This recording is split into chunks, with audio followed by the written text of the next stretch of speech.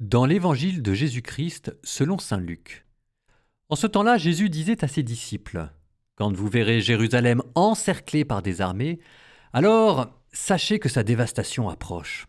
Alors ceux qui seront en Judée, qu'ils s'enfuient dans les montagnes, ceux qui seront à l'intérieur de la ville, qu'ils s'en éloignent, ceux qui seront à la campagne, qu'ils ne rentrent pas en ville, car ce seront des jours où justice sera faite pour que soit accomplie toute l'écriture. Quel malheur pour les femmes qui seront enceintes et celles qui allaiteront en ces jours-là, car il y aura un grand désarroi dans le pays, une grande colère contre ce peuple. Ils tomberont sous le tranchant de l'épée, ils seront emmenés en captivité dans toutes les nations. Jérusalem sera foulée aux pieds par des païens jusqu'à ce que leur temps soit accompli. Il y aura des signes dans le soleil, la lune et les étoiles. Sur terre, les nations seront affolées et désemparées par le fracas de la mer et des flots. Les hommes mourront de peur dans l'attente de ce qui doit arriver au monde, car les puissances des cieux seront ébranlées.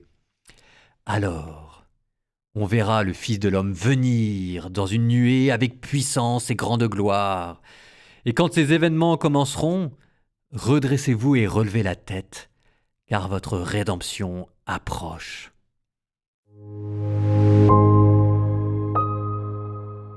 Nous continuons notre film d'horreur. Aujourd'hui, on vous parlait de l'abomination de la désolation. Bon, c'est quoi ? C'est très simple, c'est l'Antichrist. Ambroise de Milan, maintenant, mystiquement, l'abomination de la désolation est la venue de l'Antichrist. Car avec un sacrilège de mauvais augure, il pollue les plus intimes retraits du cœur. Vous serez peut-être étonné, mais dans le Nouveau Testament, on vous parle d'un antéchrist. Et saint Paul, dans ses lettres, vous dit même que l'antéchrist est déjà à l'œuvre dans le monde, mais que pour l'instant, il y a quelque chose qui le retient. Et dans les lettres de saint Jean, on vous dira que des antéchrists au pluriel, finalement, convergeront dans un antéchrist au singulier, en qui culminera la malice de Satan. Un homme qui amènera une religion perverse. Toutes ces choses-là existent et sont dans le Nouveau Testament. Alors, on se gardera bien d'aller trop vite en besogne et de voir l'Antéchrist ici ou ailleurs. On se gardera bien aussi de cultiver un côté complotiste. Parce que parfois, je m'excuse, mais parfois les chrétiens, les catholiques en particulier, sont très forts pour, à la place de se remettre en question, cultiver un petit côté complotiste et pour pas voir quand parfois l'Église est amatrice ou fait n'importe quoi, on accuse les autres de méchanceté vers nous. Non, ça va bien, faisons la part des choses.